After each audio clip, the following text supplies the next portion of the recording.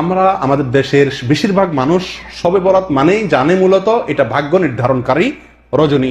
আমাদের মিডিয়াগুলো সেভাবে সংবাদ প্রচার করে থাকে যে শাবানের মধ্যরাত শবে বরাত মানে কি, ওই রাতে কি হয়, ভাগ্য ঠিক হয়। শবে বরাতের হালুয়া রুটি খাওয়া যাবে কিনা, শবে বরাত সম্পর্কে কিছু বললে ভালো হয়। চলুন তাহলে আর দেরি না করে যে সমস্ত প্রশ্ন আমাদের কাছে চলে এসেছে ইতিমধ্যে সেগুলোর উত্তর দেওয়ার পালা আমরা প্রবেশ করি। যে এক যুবক আল্লাহ কাছে চাইছে, আল্লাহ এমন একটা লাইফ চাই তোমার কাছে, আর কিচ্ছু না আল্লাহ, যে হাত ভর্তি টাকা থাকবে আর দুই পাশে মহিলা আর মহিলা থাকবে, এদের ভিতরে আমি যেন থাকতে পারি। আল্লাহ কাছে দোয়া করছে, আল্লাহ দোয়া কবুল করছে, ওরে মহিলা বা আসের কন্ট্রাক্টর বানাই দিস। হাত ভর্তি টাকা এটা মালিকের, এর কিছুই না, আরেকজন টাকা কাটে শুধু সারাদিন। হ্যাঁ, আর পুরা বাস ভর্তি মহিলা, সেগুলোও মানুষের। আল্লাহ সুবহানাহু ওয়া তাআলার কাছে দোয়া যখন মানুষ ভুলভাল করে তখন এরকমই হয়। দোয়া কবুল ঠিকই হয়েছে, কিন্তু এর কপালে ভাগ্যে ভালো কিছু।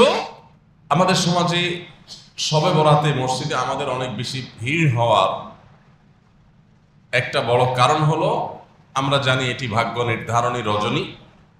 সো আমরা এই এক রাতে আল্লাহর ইবাদত বন্দেগী, চোখের পানি, দোয়া দুরুদ করে সারা বছরের যদি ভালো থাকা যায় তো মন্দ কি? এক রাতের দোয়া দরুদে যদি সারা বছর ভালো থাকা যায়, এটা তো ভালো প্রজেক্ট, লাভজনক প্রজেক্ট, লাভজনক ডিল হয়ে গেল। সেজন্য আমরা সাধারণত এই রাতে বেশি মসজিদে ভিড় জমাই। আল্লাহর মাগফিরাতের আশা যদি ভিড় জমাতাম তাহলে আলহামদুলিল্লাহ সেটা তো অনেক ভালো ছিল। এমনকি মাগফিরাতের জন্য একদিন কান্নাকাটি করে সারা বছর সব গুনাহ, সব পাপাচার রাস্তা খোলা রাখলাম, এটা মাগফিরাত পাওয়ার কোনো পদ্ধতি না। সন্দেহাতীত ভাবে বছরের একটি রাতও ইবাদত বন্দেগী না করে ওই একটা রাতে ইবাদত বন্দেগী করে সেটা অ্যাপ্রিসিয়েট যোগ্য, অন্তত এই টেন্ডেন্সিটা অ্যাপ্রিসিয়েট যোগ্য। কিন্তু পদ্ধতিটা আরো যৌক্তিক হওয়া দরকার, আরো দলিল সমৃদ্ধ হওয়া দরকার, আরো সুন্দর হওয়া দরকার। ভাইরা আমার, আল্লাহ রাব্বুল আলামিন লাইলাতুন নিসফি মিন শাবান বা মধ্য শাবানের রজনীতে মানুষকে সাধারণ ক্ষমা ঘোষণা করেন। সাধারণ ক্ষমার এই ঘোষণা কিন্তু প্রতি রাতেও একটা সময় থাকে, হয়তো যেটাকে আমরা লাইলাতুন নিসফি মিন শাবান বা মধ্য শাবানের রাত বলছি হাদিসের ভাষায়, আর আমাদের দেশীয় ভাষা যেটা আমরা শবে বরাত বলি, হাদিসের ভাষা না এটা। তো সেই লাইলাতুন নিসফি মিন শাবান বা মধ্য শাবানের রাত, এই রাতে আল্লাহ সুবহানাহু ওয়া তাআলা সারা রাত জুড়ে বান্দাকে সাধারণ ক্ষমা ঘোষণা করেন, হিংসুক এবং মুশরিক ছাড়া। এই সাধারণ ক্ষমার ঘোষণাটা প্রতি রাতেই ভোর রাতে দেওয়া হয়। ভোর রাতে আল্লাহ দুনিয়া আসমানে এসে মানুষকে ডেকে ডেকে সাধারণ ক্ষমার অফার করে থাকেন। তো আল্লাহর ক্ষমা লাভের চেষ্টা এটা প্রশংসনীয়, কিন্তু আমরা আমাদের ভাগ্য সুপ্রসন্ন হওয়ার যে প্রক্রিয়া আমরা অবলম্বন করে থাকি সেটা আসলে ভাগ্য সুপ্রসন্ন হওয়ার সঠিক প্রক্রিয়া না, অন্তত হাদিস কোরআন সেটি বলে না। আজ আমরা সেজন্য আপনাদেরকে এমন কিছু আমল, এমন কিছু কর্মসূচির কথা জানাতে চাই যে আমল এবং কর্মসূচিগুলো আমাদের নসিবে ভালো কিছু যেন লিপিবদ্ধ হয় তার জন্য সহায়ক হবে। আমাদের ভাগ্যে যেন আল্লাহ তাআলা ভালো কিছু দেন, আমরা ভাগ্যে যেন ভালো কিছু পাই, আমাদের সৌভাগ্য যেন অর্জন হয়, ভাগ্য যেন সুপ্রসন্ন হয়, সেটার জন্য কিছু আমল, যে আমলগুলোর মাধ্যমে আল্লাহ সুবহানাহু ওয়া তাআলা আমাদের নসিবে ভালো কিছু দিবেন। সেরকম আমলের ভিতরে এক নম্বর আমল হলো বছর জুড়ে সারা বছর ঈমান এবং তাকওয়ার চর্চা করতে থাকা। আপনি সারা বছর যখন ঈমান আনয়ন করলেন, ঈমান ধারণ করলেন, ঈমানকে নবায়ন করলেন, ঈমানকে মজবুত করলেন, ঈমানকে সুদৃঢ় করলেন, ঈমানের পরিচর্যা করলেন, ঈমানের নার্সিং করলেন, ঈমানের খোঁজ খবর নিলেন, ঈমানের যত্ন নিতে থাকলেন, সেই সাথে তাকওয়া অবলম্বন করলেন। তাকওয়া কি? আল্লাহর কাছে হাজির হতে হবে, আল্লাহর সামনে দাঁড়াতে হবে, সারা জীবনে হিসাব দিতে হবে, পাই করে প্রত্যেকটা কাজের জন্য হয় পুরস্কার নয় তিরস্কারের মুখোমুখি হতে হবে। এই চেতনা থেকে, এই বিশ্বাস থেকে, এই ধারণা থেকে আল্লাহর সমস্ত আদেশ এবং নিষেধগুলোকে মেনে চলা, এর নাম হলো তাকওয়া। পুরো কোরআন খুললে আপনি দেখবেন কোরআনের শুরু থেকে শেষ পর্যন্ত আমাদেরকে তাকওয়ার ব্যাপারে আল্লাহ তাআলা আদেশ নিষেধগুলো দিয়েছেন, যে আমরা যেন মুত্তাকি হয়ে যেন তাকওয়া চর্চা করি। ওয়াল আকিবাতু লিত তাকওয়া, মানুষের শেষ পরিণাম ভালো হবে তাকওয়ার জন্য। ওয়াল আকিবাতু লিল মুত্তাকিন, মুত্তাকিদের জন্য শুভ পরিণাম হবে। জান্নাত সম্পর্কে বলেছেন উইদ্দাত লিল মুত্তাকিন, এটা মুত্তাকিদের জন্যই প্রস্তুত করা হয়েছে। কোরআন সম্পর্কে বলেছেন হুদাল লিল মুত্তাকিন, এটা মুত্তাকিদেরকেই পথ দেখাবে। গোটা কোরআন দেখবেন যে সমস্ত আয়োজন মুত্তাকিদের জন্য। সেই মুত্তাকি হলো সে যার অন্তরে আল্লাহর ভয় সদা জাগ্রত থাকে, কোনো কাজ করতে গেলে মাথায় চলে আসে আল্লাহ দেখছেন, আল্লাহ তাআলা আমার এই কাজের উপযুক্ত বিনিময়ের মুখোমুখি করবেন, ভালো হলে পুরস্কার, মন্দ হলে তিরস্কার। এই বিশ্বাস, এই চেতনা অন্তরে সদা জাগ্রত রাখা এবং সেই বিশ্বাস আর চেতনা আমাকে পরিচালিত করবে, এটা ধারণ করতে পারার নাম হলো তাকওয়া।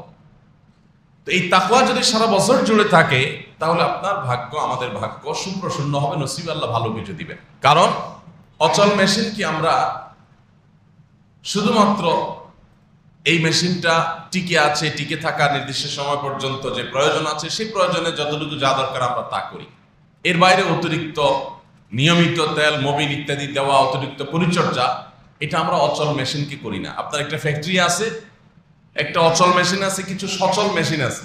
আপনি সচল মেশিনগুলোকে প্রতিদিন একবার করে মুছবেন, পরিষ্কার করবেন, তেল মোবিল তো দেবেনই, বিদ্যুৎ সরবরাহ করবেন, লাইন দিবেন, সবকিছু করবেন। কিন্তু যেটা অচল মেশিন আছে, অচল মেশিনটা অচল মেশিন বলে রাস্তায় ফেলে দিবেন না, থাকার একটা সুযোগ করে দিবেন। অর্থাৎ আপনার কারখানার শেডের ভিতরেই থাকবে, আরো যা যা দরকার মিনিমাম সেটা দিবেন। বাট আসল যত্নটা কিন্তু সচল মেশিনকে মানুষ করে, কারণ এই মেশিন থেকে আমার সারা বছরের প্রোডাকশন আসে, সেটা সচল, সেজন্য এটার প্রতি কেয়ার বেশি করা হয়, স্বাভাবিক। আপনি সারা বছর আল্লাহর ইবাদতবন্দি করেন না, আল্লাহর নাফরমানি করেন, তাহলে সেক্ষেত্রে আল্লাহ রাব্বুল আলামিন দুনিয়াতে ভালো থাকার জন্য যা দরকার, ঘর বাড়ি, টাকা পয়সা, ব্যাংক ব্যালেন্স, ব্যবসা বাণিজ্য, হয়তো আল্লাহ তাআলা এগুলো আপনাকে দিয়ে দিবেন, ঠিক আছে, এটা না হলে নয়, শেডের নিচে থাকলেন আপনি। বাট আসল যত্ন যেটা, সেটা আল্লাহ রাব্বুল আলামিন তার ঈমানদার ও মুত্তাকি বান্দাদেরকে দিবেন। যেভাবে আমরা আমাদের সচল মেশিনগুলোকে আসল যত্নটা করি, মন থেকে যত্নটা করি, কারণ এখান থেকে আমার প্রোডাকশনটা আসে, আল্লাহর আনুগত্য করে, আল্লাহর গোলামি করে, তারা আল্লাহ রাব্বুল আলামিনের আসল রহমতটা লাভ করে। আর যারা আল্লাহর প্রতি অবিশ্বাসী, তারা দুনিয়ার টাকা পয়সা, ভোগ বিলাস, সেগুলো হয়তো মুমিনদের চাইতে অনেক বেশিও ভোগ করে, কিন্তু আসল যে প্রশান্তির মূল চাবিকাঠি, অন্তরের সুখের যে মূল চাবিকাঠি, সেটা আল্লাহ তাআলা তাদেরকে দেন না। এই জন্য সকল যুগে, সকল সভ্যতায়, সব সমাজে আল্লাহর প্রতি ঈমান আনা মানুষগুলো তুলনামূলকভাবে মানসিক প্রশান্তি বেশি লাভ করে, তাদেরকে আল্লাহ তাআলা সুখটা বেশি দান করেন। আর আল্লাহর প্রতি যাদের ঈমান নাই, বেঈমান, তাদেরকে আল্লাহ তাআলা বাহ্যিক উপকরণ অনেক বেশি দেন, কিন্তু তারা ডিপ্রেশনে ভোগে, তাদের মানসিক শান্তি কখনো হয় না। তো এই জন্য আমাদের নসিবে ভালো কিছু আল্লাহ রাব্বুল আলামিন রাখুক, সত্যিকারের প্রশান্তি, সত্যিকারের সুখ, অন্তরের সুখ, সেটা আল্লাহ তাআলা দেখ। এটা যদি আমরা চাই তাহলে বছর জুড়ে ইবাদত বন্দেগী করতে হবে। এক রাতের ইবাদত বন্দেগী কোনো যুক্তিতেই সারা বছর ভালো থাকার জন্য যথেষ্ট নয়। আপনি এক রাত বেশি ইবাদত করতে পারেন, কিন্তু বছর জুড়ে আপনার ইবাদত বন্দেগী করতে হবে। কোন নেতা, কোন জনপ্রতিনিধি, তার কর্মী, সে যদি সারা বছর নেতা সাহেবের আশপাশেও না থাকে, নিজের ধান্দা ঘুরে চাঁদাবাজি করে, মাস্তানি করে, পাড়ায় পাড়ায়, মহল্লা মহল্লা নিজের মতো নিজে চলে খায়, নেতা সাহেবের ধারে কাছেও আসে না, তার জমা খরচও দেয় না, তার কোনো কাজেও আসে না, হঠাৎ করে নেতা সাহেবের কাছে যখন কোনো ত্রাণের লট চলে আসে, তার কাছে যখন কোনো বরাদ্দ চলে আসে, কোনো বাজেট চলে আসে, হ্যাঁ, তখন যদি ওই কর্মী এসে হাজির হয়ে যায় যে এখন তো ভাগযোগ হবে, সো আমি এখন এসে হাজির হয়ে গেলাম, নেতা সাহেব তাকে দিবে না ঘাট ধাক্কা দিবে? যেই কর্মী সারা বছর কাজ করেছে, ডানে বামে ছিল, আগায় যোগায় দিছে, নেতা সাহেবের হয়ে কাজ করছে, সেটা চাঁদাবাজি হোক, ভালো কাজ হোক, মন্দ কাজ হোক, নেতারা যেসব করে, যদি সেই কাজগুলোতে নেতা সাহেবের সহযোগী হয় কেউ সারা বছর, তাহলে নেতার কাছে যখনই কোনো বরাদ্দ আসবে, যখনই কোনো বাজেট আসবে, যখনই কোনো রিলিফ আসবে, তখন সর্বাগ্রে ওই কর্মীর জন্য একটা বাজেট রাখবে, কারণ ওরা ঠিক রাখতে হবে, নেতাগিরি করতে হবে, ঠিক না ঠিক? যদি আল্লাহ রাব্বুল আলামিনের শানের সাথে এগুলোর কোনো তুলনাই চলে না। আমি শুধুমাত্র মূল বিষয়টা বোঝার জন্য এই সাবজেক্ট আনছি, তুলনার জন্য, যে আল্লাহ সুবহানাহু ওয়া তাআলার প্রতি যারা ঈমান আনে, আল্লাহ তাআলার জন্য, আল্লাহর কাছে যারা আল্লাহর আনুগত্য যারা করে, আল্লাহ রাব্বুল আলামিন প্রকৃত সুখ এবং আসল প্রশান্তিটা তাদের জন্য বরাদ্দ রাখেন। আপনি সারা বছর কোনো খোঁজ খবর নাই, শুনছেন লাইলাতুল কদরে ভাগ্য নির্ধারণ হয়, এবার ওই রাতেই শুধুমাত্র ইবাদতবন্দি করতেছেন, আবার নিয়ত আছে যে পরের দিন থেকে আর ফজর নামাজ পড়বেন না।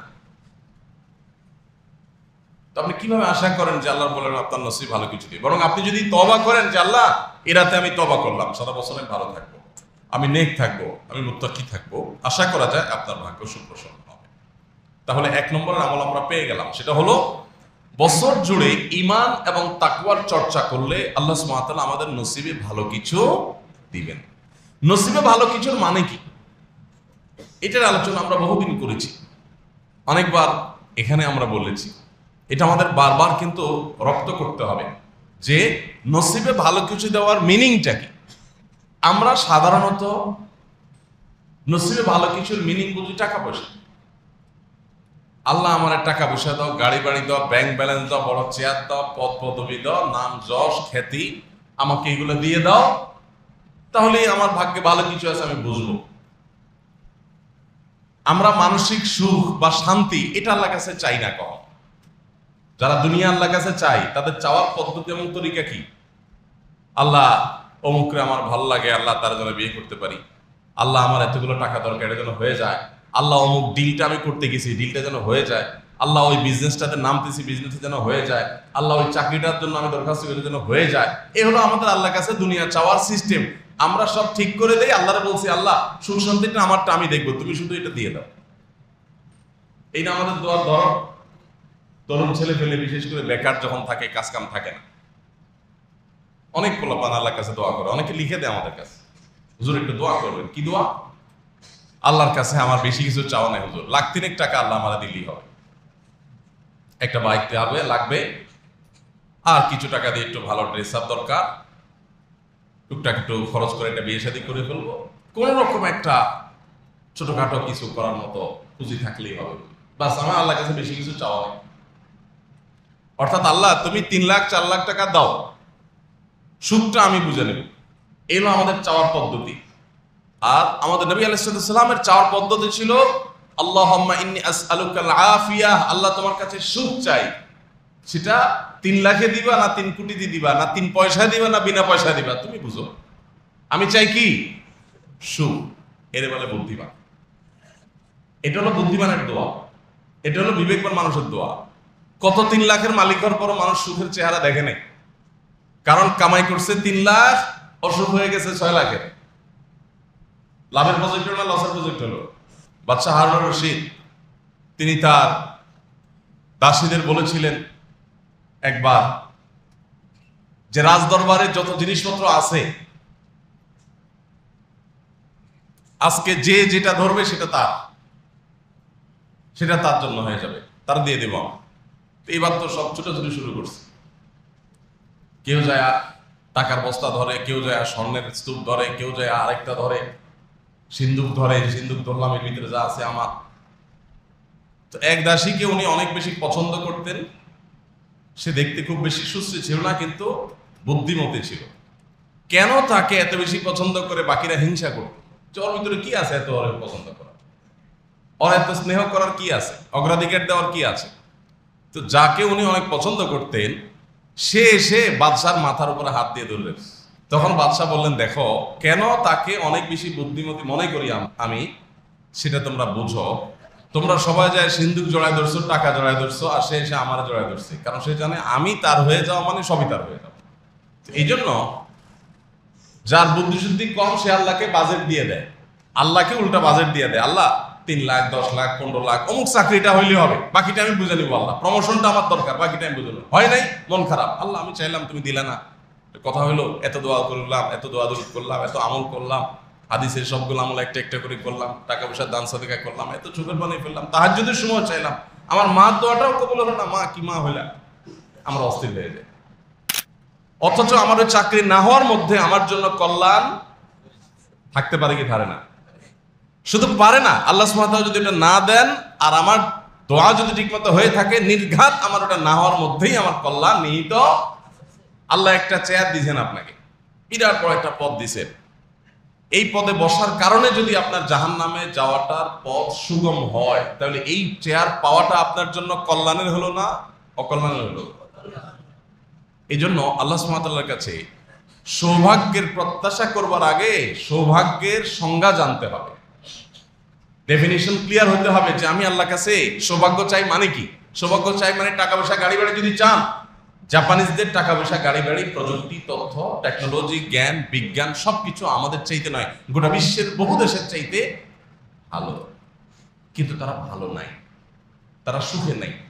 তাদের ঘরে ঘরে সুইসাইড হয়, ঘরে ঘরে আত্মহত্যা হয়, ঘরে ঘরে মানুষ ডিপ্রেসড। আসল জিনিসটা নেই, সব আছে সুখ নেই, সব আছে সুখ নেই। বহু মালিক আছেন, ওই বেচারা একবেলা ডাইনিং টেবিলে বসে পেট ভরে মন ভরে খাইতে পারে না। ওইটা খাইতে গেলে ডাক্তারের নিষেধ, ওইটা খাইতে গেলে সর্বনাশ হয়ে যাবে, অমুকটা খাইলে তমুকটা হয়ে যাবে। আর তারই কর্মচারী 10-15-20 হাজার টাকা বেতন পাওয়া, তারে বসায় দিবেন ডাইনিং টেবিলে, এক মাথা থেকে আরেক মাথা বন্ধ, চাপাইতে চাপাইতে সব তুষ করে ফেলবে, কোনো সমস্যা নেই। তার মন ভরে খাবে, দিল ভরে খাবে, কোনো টেনশন নাই, কোনো হেডেক নাই। অন্তত খাবারের টেবিলে ওই মালিকের চাইতে এই বেচারা কর্মচারী অনেক সুখী। কি বলেন? এবার আসেন, মানুষ খায় ঘুমায় ফুর্তি করে, এই তো সুখ শান্তির মূল কথা। এবার আসেন আমরা একটু বেডে যাই। বহু মালিক আছে বেডে যাওয়ার আগে ঘুমের ওষুধ খায়, ডাক্তার পাল্টে আরেকটা খায়, ছটপট করে বেচারা ঘুম আসে না। আর তারই অনেক কর্মচারী আছে 10-15 হাজার টাকা বেতনে চাকরি পায়, চাকরি করে, এই বেচারা ঘুমের ওষুধ খাওয়া তো দূরের কথা, ড্রাইভার মানুষ, কোথাও বস থামছে কাজে কামে, তো গাড়িটাকে সুন্দর করে পার করে সিটটারে ডাউন করে দিয়া মাথাটা দিতে দেরি, আর তার আশপাশে ডাকের আওয়াজে মনে হয় কোনো কলকারখানা চলতেছে। এত আরামের ঘুম, ঘুম যত গভীর হয় অনেক সময় নাকে ডাক আসে। তাহলে খাবারের টেবিলেও শত কোটি টাকার মালিক হওয়ার পরেও সুখী না হইয়া ওই গরিব মানুষ খাবারের টেবিলে তার তুলনায় সুখী হতে পারে, আবার বেডে ঘুমোতে গিয়েও ওই গরিব মানুষ সুখী বেশি হওয়ার সুযোগ আছে। আমরা সুখ চাই না, আমরা বেশিরভাগ মানুষ চাই পয়সা। আল্লাহ পয়সা দাও, বাকিটা আমি বুঝে নিব। আর আমাদের নবী সাল্লাল্লাহু আলাইহি ওয়াসাল্লাম আল্লাহর কাছে চাইতেন কি? একটা হাদিসে আপনি পাবেন না। অবাক করার বিষয় কি জানেন? এগুলো কিন্তু কাকতালীয় না। উনি যেহেতু আল্লাহ নবী ছিলেন, আল্লাহ তার কাছে ওহী পাঠিয়েছেন, তিনি কল্যাণের পথ জানতেন। কিন্তু আমাদেরকে যতই বুঝাক আমরা বলি আর বুঝলাম সবকিছু, টাকাটা সবকিছু, টাকা হইলে নবী করিম সাল্লাল্লাহু আলাইহি ওয়াসাল্লামের দোয়া সম্পর্কে যদি আপনার প্রাথমিক ধারণাও থাকে, আপনি অবাক হবেন। প্রতিটা পা ফেলতে তিনি দোয়া পড়তেন। তার দোয়ার যে ভান্ডার, বিশাল বড় ভান্ডার।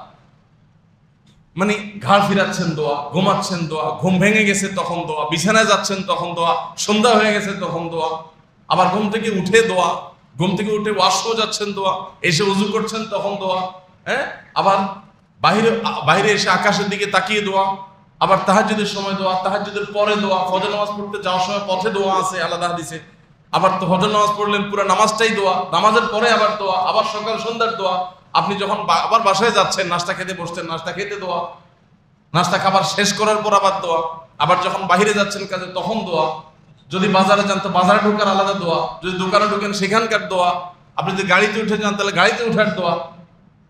আপনার প্রতিটা নিঃশ্বাসে প্রশ্বাসে নবী সাল্লাল্লাহু আলাইহি ওয়াসাল্লামের পুরো জীবনটাই দোয়া ছিল। যার প্রতি কদমে কদমে দোয়া, যার প্রতি শ্বাস প্রশ্বাসে দোয়া, যার প্রতি নড়াচড়ায় দোয়া, যার প্রতিটা আপনার উঠা বসায় দোয়া। অবাক করা বিষয় হলো, এত হাজার হাজার দোয়ার উপরে যার গোটা জীবন দাঁড়িয়ে আছে, তার জীবনের এত দোয়ার মধ্যে একটা দোয়াও নাই যে আল্লাহ তোমার কাছে আমি অনেক পয়সা কড়ি চাই, অনেক জমি জমা চাই, অনেক গাড়ি বাড়ি চাই, একটা দোয়া হয়। আপনি চিন্তা করেন তো, এটা কিভাবে বাদ গেল? এটা বাদ গেছে নাকি তিনি এটার আসল ফরম্যাটটা চাইছেন আল্লাহর কাছে? তিনি আল্লাহর কাছে ঘুমটা ভালো চাইছেন, হ্যাঁ, রিজিকটা ভালো চাইছেন, আল্লাহর কাছে শয়তান থেকে পানা চাইছেন, বার্ধক্যের মৃত্যু থেকে পানা চাইছেন, অস্বাভাবিক মৃত্যু থেকে পানা চাইছেন, দুরারোগ্য ব্যাধি থেকে পানা চাইছেন, বিভিন্ন জীবজন্তুর ক্ষতি থেকে পানা চাইছেন, অদৃশ্য ক্ষতি থেকে পানা চাইছেন, সারাদিনের কল্যাণ চাইছেন, সারাদিনের ক্ষতি থেকে মুক্তি চাইছেন, সারা রাতের কল্যাণ চাইছেন, সারা রাতের ক্ষতি থেকে মুক্তি চাইছেন। আপনি যতগুলো দোয়া আছে অ্যানালাইসিস করেন, চান না এমন কি জিনিস আছে, সবকিছু চাইছেন। এমনকি এও বলেছেন, তোমাদের কারোর যদি পায়ের জুতোর ফিতাটা ছিঁড়ে যায়, সে যেন ওই জুতোর ফিতা ঠিক করাকে খুব সাধারণ জিনিস, তুচ্ছ একটা ব্যাপার মনে করে আল্লাহর কাছে দোয়া করতে না ভুলে ওই ছোট বিষয়টাকেও বিপদ মনে করে সেজন্য বলে আল্লাহ এটাও একটা বিপদ হতে পারে, আকারে ছোট, অনেক ছোট বিপদ থেকে অনেক বড় বিপদের কারণ হতে পারে। আল্লাহ আমার এই বিপদটা তুমি সহজ করে দাও, এখান থেকে উত্তরণের পথ দেখায় দাও। এই জুতার ফিতা ছিঁড়ার মতো তুচ্ছ বিষয়ের জন্য যিনি দোয়া শিক্ষা দিয়েছেন, তিনি আমাদের টাকা পয়সা, ধন দৌলত, সম্পদ, সহায়, চাকরি বাকরি, টাকা পয়সা, বিজনেস, আমাদের গাড়ি বাড়ি, অ্যাসেট, অ্যাপার্টমেন্ট, এগুলোর জন্য কোনো দোয়া শিখার নাই। ব্যাপারটা কেমন মনে হয় না? এটা কি বাদ পড়ে গেছে না কোনো? নবী সাল্লাল্লাহু আলাইহি ওয়াসাল্লাম দোয়া থেকে এটা বাদ হয়ে গেছে নাকি কোন রকম? ভুলে বাদ পড়ে গেছে না। তিনি, আমরা চাই ওই যে আমরা আল্লাহকে বাজেট দিয়ে দিই। একটা চুটকি আছে না বেশ প্রসিদ্ধ, যে এক যুবক আল্লাহ কাছে চাইছে, আল্লাহ এমন একটা লাইফ চাই তোমার কাছে, আর কিচ্ছু না আল্লাহ, যে হাত ভর্তি টাকা থাকবে আর দুই পাশে মহিলা আর মহিলা থাকবে, এদের ভিতরে আমি যেন থাকতে পারি। আল্লাহ কাছে দোয়া করছে, আল্লাহ দোয়া কবুল করছে, ওরে মহিলা বা আসের কন্ট্রাক্টর বানাই দিস। হাত ভর্তি টাকা এটা মালিকের, এর কিছুই না, আরেকজন টাকা কাটে শুধু সারাদিন। হ্যাঁ, আর পুরা বাস ভর্তি মহিলা, সেগুলোও মানুষের। আল্লাহ সুবহানাহু ওয়া তাআলার কাছে দোয়া যখন মানুষ ভুলভাল করে তখন এরকমই হয়। দোয়া কবুল ঠিকই হয়েছে, কিন্তু এর কপালে ভাগ্যে ভালো কিছু আসে না। দেখা গেল বউ একটাও পায় না, এখনো বিয়ে করার তৌফিক এখনো হয় নাই। তো আল্লাহ সুবহানাহু ওয়া তাআলার কাছে যদি আপনি বাজেট দেন, আল্লাহ আমি তোমার কাছে আর কিছু চাই না, চাকরিটা চাই। আল্লাহ, অনেক ভাই আছেন খুব অস্থির, ডিপ্রেসড, ভাই আল্লাহ কাছে এত করে চাকরিটা চাইলাম ভাই, কি না করছে এটার জন্য ভাই, কিন্তু আল্লাহ দিল না ভাই, আল্লাহর পরে অভিযোগ। আরেক গল্প পড়া, আল্লাহ সুবহানাহু ওয়া তাআলা আমাকে দেন নাই, এর ভিতরে আমার খের আছে। আমি এর আগে বারবার বিভিন্ন সময় আপনাদের একটা উপমা দেওয়ার চেষ্টা করেছি। ছোট বাচ্চা 3-4-5 বছরের, তারা মোমবাতির আগুন ধরতে পছন্দ করে। আপনি মোম জ্বালাইছেন, সে কিন্তু ধরতে চায়, চাকুটা বেশি ধরতে চায়। পোলাপান দেখবেন যেগুলো যত ক্ষতি করে ওগুলোর দিকে টানটা একটু বেশি থাকে, কারণ শয়তান তো মানুষের ক্ষতি করতে চায়, ওদের উপরে ভর করে অনেক সময়। এখন মা বাপ দেয় না, বাচ্চা কান্নাকাটি করে।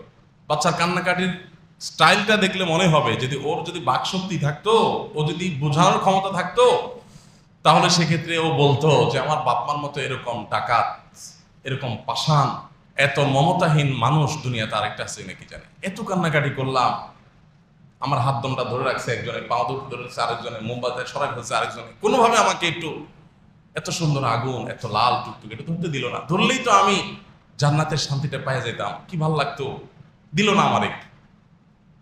এটা হলো বাচ্চার, যদি কথা বলার শক্তি থাকতো তো ঘুরে ফিরে এই কথাগুলো পোলাপান বলতো। কিন্তু এই বাচ্চার এই বোঝার ক্ষমতা নাই যে এটা ধরলে তার সর্বনাশ হতো, যেটাকে সে দেখে খুব চাকচিক্যপূর্ণ মনে করছে, এটা তার জন্য ক্ষতির কারণ। মা বাপ যে সরাইছে এটা তাকে বাঁচাবার জন্য সরাইছে, এটা বোঝার ক্ষমতা তার, কারণ সে অতদূর বুঝে না। আমরা আমাদের ভবিষ্যৎ দেখি না, আমরা বর্তমান দেখি। ভবিষ্যতে আমার কোনটার পেছনে কি লুকিয়ে আছে আমি জানি না। আল্লাহ সুবহানাহু ওয়া তাআলা আমাদেরকে হেফাজত করেন, আর আমরা সেটাকে আমাদের জন্য ক্ষতির মনে করে আমরা অস্থির হই। এই জন্য ভাগ্যের ভালো মন্দের ব্যাখ্যা এবং ডেফিনিশন আমাদের জানা থাকতে হবে। তাহলে সৌভাগ্যবান হওয়ার জন্য ভাগ্যে ভালো কিছু যেন বরাদ্দ হয়, বরাদ্দে ভালো কিছু যেন হয়, সেজন্য 1 নম্বর হলো সারা বছর জন্য নেক আমল করতে হবে, ঈমান আনতে হবে, ঈমান এবং নেক আমলের চর্চা, তাকওয়ার চর্চা করতে হবে। 2 নম্বর হলো ইস্তেগফার করতে হবে। বিশেষ করে যখনই কোনো বিপদ আসে, যখনই কোনো পেরেশানি আসে, যখনই কোনো অভাব অনটন আসে, যখনই আল্লাহর কাছে কোনো চাওয়া মঞ্জুর করার ব্যাপার আছে, তখন সাথে সাথে ইস্তেগফার কন্টিনিউ করতে হবে।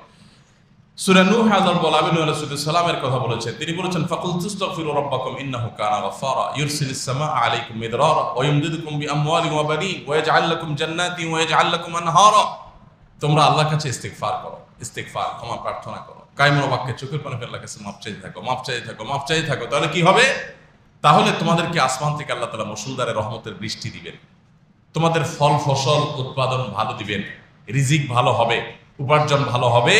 ওয়ায়ুমদিদুকুম বিআমওয়ালিন ওয়া বানিন, তোমাদেরকে আল্লাহ সম্পদ এবং সন্তান দিয়ে সমৃদ্ধ করবেন, সন্তান দিয়ে সমৃদ্ধ করবেন, সম্পদ দিয়েও সমৃদ্ধ করবেন, যেটা তোমার সমৃদ্ধির জন্য দরকার আল্লাহ তাআলা সেটা দিবেন যদি ইস্তেগফার করো। এই জন্য ভাগ্য সুপ্রসন্ন যেন হয়, নসিবে ভালো কিছু যেন হয়, সেজন্য ইস্তেগফার করতে হয় বেশি বেশি। 3 নম্বর আমল হলো রেজা বিল কাজা, আল্লাহর ফয়সালায় সন্তুষ্ট হয়ে যাওয়া। আমার নসিবে আল্লাহ তাআলা যা দিয়েছেন এটা দেখে খুশি হয়ে যেতে হবে। আপনি চেষ্টা করেছেন একটা বিশাল কিছুর জন্য, পাইছেন একটা ছোট্ট কিছু, দেখার পর মন খারাপ হয়। এটাই আমাদের মানবীয় প্রকৃতি, মন খারাপ হয়। চাইলাম এত বড় কিছু, পাইলাম ছোট্ট একটু কিছু। কিন্তু আল্লাহর ফয়সালায় সন্তুষ্ট হওয়া, রেজা বিল কাজার দাবি হলো আপনি এটা পাওয়ার পর বলবেন যে আল্লাহ আমার জন্য তাহলে এটার মধ্যেই কল্যাণ আছে, আমি তো বোকার মতো আরো ওইটাকে কল্যাণ কর মনে করি, সেটার জন্য আশা করছিলাম। আলহামদুলিল্লাহ, যাক, অবশেষে আমি আমার কল্যাণেরটা পেয়েছি। সেটা হতে পারে পরিমাণে ছোট, হতে পারে কম, হতে পারে সেটা পাওয়ার পর প্রাথমিক ভোগান্তি আমাকে কিছুটা আমার পার হইতে হবে, পাইতে হবে, কিন্তু এর মাধ্যমে চূড়ান্ত সাফল্য আমার আছে। ইমানদারকে আল্লাহ রাব্বুল আলামিন নানাভাবে পরীক্ষা করে যদি সে পরীক্ষা সবর করতে পারে, বিনিময়ে জান্নাত দেন।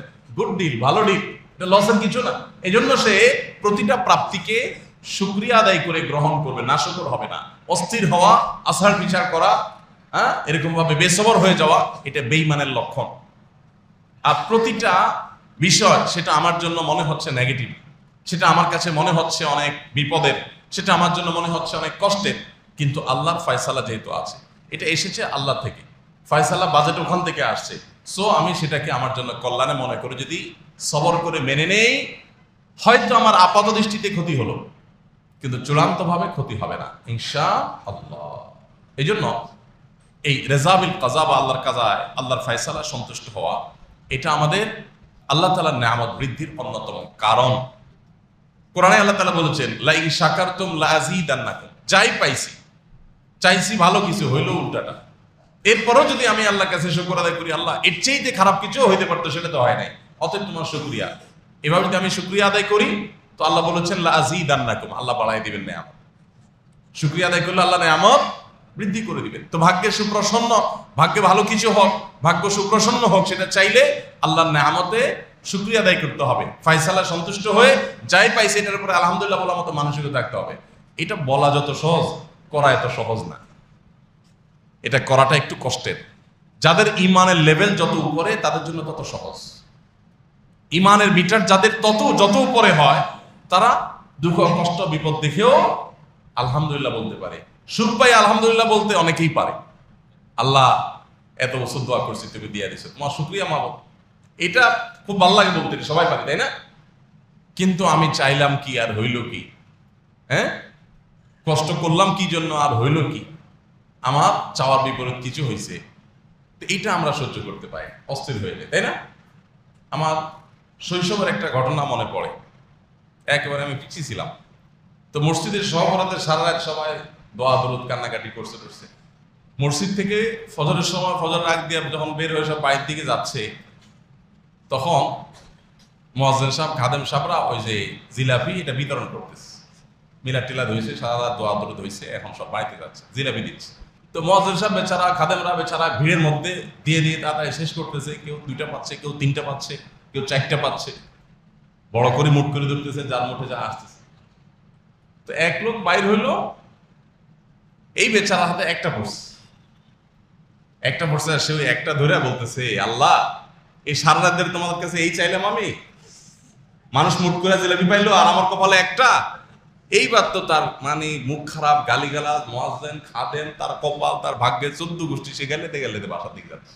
আমি তখন অনেক ছোট, চিন্তা করলাম, হায় হায় কপাল পড়া।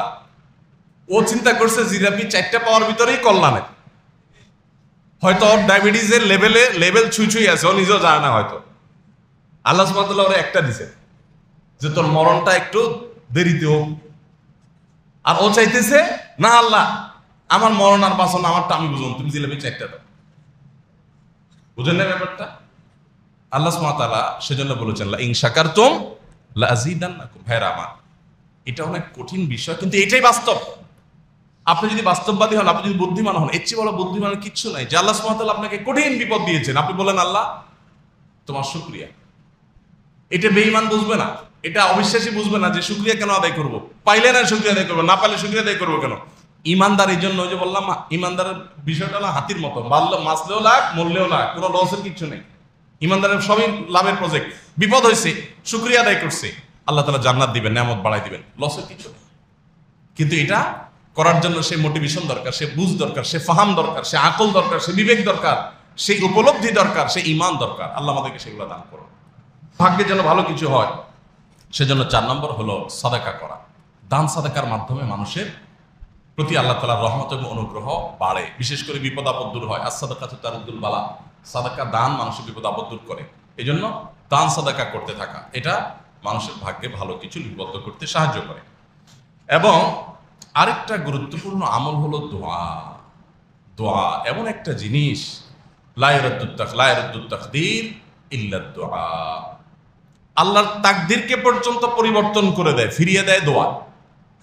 অর্থাৎ আল্লাহ সুবহানাহু ওয়া তাআলা আপনার ভাগে একটা যে বরাদ্দ লিখেছেন, আপনি যে এমন দোয়া করতে পারলেন যেই দোয়ার হক আদায় করে আপনি করলেন, এমনও হতে পারে যে আল্লাহ রাব্বুল আলামিন আপনার দোয়া কবুল করে আপনার ভাগ্য পরিবর্তন করে দিলেন, মন্দটাকে ভালো দিয়ে পরিবর্তন করে দিলেন। অবশ্য এই পরিবর্তিত হয়ে কোথায় যাবে সেটাও আল্লাহ তাআলার কাছে জানা আছে, আল্লাহর কাছে কিছু জানা নেই।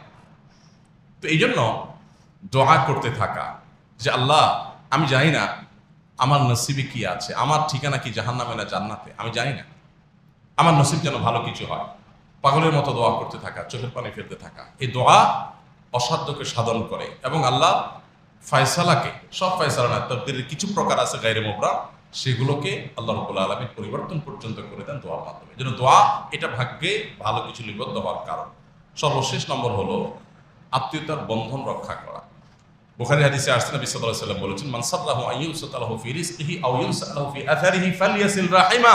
যে ব্যক্তি চায় তার হায়াতে বরকত হোক, তার রিজিকে বরকত হোক, সেই জন্য আত্মীয়তার বন্ধন রক্ষা করে, তাহলে তার এগুলোতে বরকত হবে। তাহলে আমাদের আত্মীয়তার বন্ধনগুলো, রক্ত সম্পর্কীয় সম্পর্কগুলো, বন্ধনগুলোকে সুদৃঢ় করতে হবে, যোগাযোগ মজবুত করতে হবে, তাদের সাথে খোঁজখবর নিতে হবে, যথাসম্ভব তাদের সাথে সংযুক্ত থাকতে হবে এবং তাদেরকে আপন করতে হবে। একান্ত কেউ ক্ষতি সাধন করে তার থেকে আত্মরক্ষার জন্য বেঁচে থাকেন, ভিন্ন কথা। অতএব সর্বসাকুল্যে আমরা কয়েকটি আমল পেলাম। নাম্বার 1, বছর জুড়ে ঈমান এবং তাকওয়ার চর্চা করতে থাকা। নাম্বার 2, আল্লাহর কাছে ইস্তেগফার করতে থাকা, ইস্তেগফার করতে থাকা, বিশেষ করে বিপদ আপদে পড়লে আরো বেশি ইস্তেগফার করতে থাকা, সাধারণ সময় ইস্তেগফার করতে থাকা, এটা ভাগ্যে ভালো কিছু লিপিবদ্ধ হওয়ার কারণ। 3 নম্বর হলো আল্লাহর ফয়সালায় সন্তুষ্ট হয়ে সর্বাবস্থা আল্লাহর শুকরিয়া আদায় করা, তাহলে আল্লাহ নিয়ামত বাড়িয়ে দেন।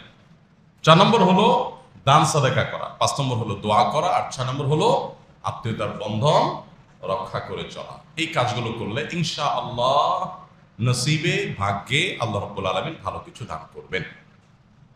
আল্লাহ তাআলা আমাদের সবাই দুনিয়া এবং আখিরাত উভয় জগতে আমাদেরকে সৌভাগ্যবান মানুষের কাতারে শামিল হওয়ার তৌফিক দান করুন। আমাদের ভাগ্য যেন সুপ্রসন্ন হয়, আমরা যেন সৌভাগ্যবান মানুষ হতে পারি, আমাদের ভাগ্য যেন ভালো থাকে। সবচেয়ে সৌভাগ্যের বিষয় তো হলো জান্নাতি হতে পারা, এর চেয়ে বড় সৌভাগ্যের বিষয় আর নাই। সারা জীবনের কষ্ট, সারা জীবনের চোখের পানি, সারা জীবনের কান্না, সারা জীবনের বিপদ আপদের বিনিময়ে আল্লাহ যদি আমাকে অনন্ত অসীমকালের জান্নাত দিয়ে দেন, তাহলে এটা লসের প্রজেক্ট না, এটা লাভজনক ডিল হলো। এটা লাভের ব্যাপার হলো যে আমার 50-60 বছরের কষ্টের বিনিময়ে অনন্ত অসীমকালের চিরসুখের ঠিকানা জান্নাত পেয়ে গেলাম। এই জন্য আল্লাহ সুবহানাহু ওয়া তাআলার কাছে দুনিয়াতে আমরা ভালো চাই, আখিরাতেও ভালো চাই। কত চমৎকার দোয়া আল্লাহ শিখাইছেন, রব্বানা আতিনা ফিদ দুনিয়া হাসানা ওয়া ফিল আখিরাতি হাসানা। আল্লাহ দুনিয়াতে আমি ভালো চাই, ভালো চাই আল্লাহ দুনিয়াতে, ওয়া ফিল আখিরাতি হাসানা, আখিরাতেও ভালো চাই, ওয়া কিনা আযাবান নার, আর জাহান্নামের আগুন থেকে আমাকে বাঁচাও। এটাই হলো সৌভাগ্যের সবচেয়ে বড় বিষয়। ফামান যুহজিহা আনিন নার ওয়া উদখিলাল জান্নাতা ফাকাদ ফাজ। সেদিন যাকে জাহান্নাম থেকে দূরে সরানো হবে আর জান্নাতে প্রবেশ করানো হবে, ফাকাদ ফাজ, সবচেয়ে বড় সাকসেস, সবচেয়ে বড় সফল মানুষের স্টোরি তৈরি হবে সেদিন, সবচেয়ে বড় সফল মানুষের গল্প রচিত হবে সেদিন, যেদিন জাহান্নাম থেকে মুক্তি আর জান্নাতে প্রবেশের পরোয়ানা হাতে পেয়ে যাবেন, ডান হাতে পেয়ে যাবেন। আল্লাহ সুবহানাহু ওয়া তাআলা আমাদের সবাইকে সেই সৌভাগ্যবান মানুষদের কাতারে শামিল হওয়ার তৌফিক নসিব করুন। লাইলাতুল কদরের চাইতে যদি আপনি সৌভাগ্যদেরকে বেশি গুরুত্ব দেন, তাহলে বুঝতে হবে আপনার এই চিন্তাকে কারেকশন করতে হবে। এবং এই রাত্রিকে ভাগ্য নির্ধারণের রজনী মনে করাটাও সঠিক নয়। ভাগ্য নির্ধারণ হয়ে থাকে লাইলাতুল কদরে, যেমনটি আল্লাহ তাআলা সূরা দোখানের 3 এবং 4 নম্বর আয়াতে বলেছেন। আল্লাহ বলেছেন, ইন্না আনজালনাহু ফি লাইলাতিন মুবারাকা, আমি একটি বরকতময় রাতে কোরআনকে নাজিল করেছি। ইন্না কুন্না মুনজিরিন, আমি সতর্ককারী কোরআন নাজিলের মাধ্যমে। এরপর আল্লাহ বলছেন, ফিহা ইউফরাকু কুল্লু আমরিন হাকিম, সে রাতে সমস্ত গুরুত্বপূর্ণ বিষয়গুলো ধার্য হয়ে থাকে, ফরক হয়ে থাকে। কোরআন কোন রাতে নাজিল হয়েছে? আল্লাহ বলেছেন, ইন্না আনজালনাহু ফি লাইলাতুল কদর, লাইলাতুল কদরে আমি কোরআন নাজিল করেছি। অতএব লাইলাতুল কদরে কোরআন নাজিল হয়েছে, আর সে রাতে আল্লাহ তাআলা বলেছেন সব গুরুত্বপূর্ণ বিষয় ধার্য করা হয়ে থাকে। বোঝা যায় লাইলাতুল কদরে বা শবে কদরে ভাগ্য নির্ধারণ করা হয়ে থাকে।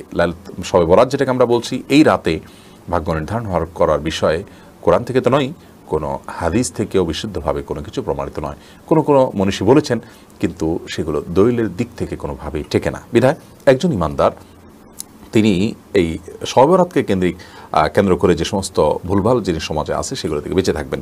হালুয়া রুটির যে একটা মোহরা আমাদের সমাজে হয়ে থাকে, এটির সাথে শবে বরাতের বা লাইলাতুন নিসফ মিন শাবানের কোনো সম্পর্ক বা অন্য কোনো ইবাদত বন্দেগীর কোনো সম্পর্ক নেই। এ রাত কোনো খাবার দেওয়ার বা খাবার গ্রহণ করা, বিশেষ খাবারের কোনো ফজিলতের কোনো রাত নয়।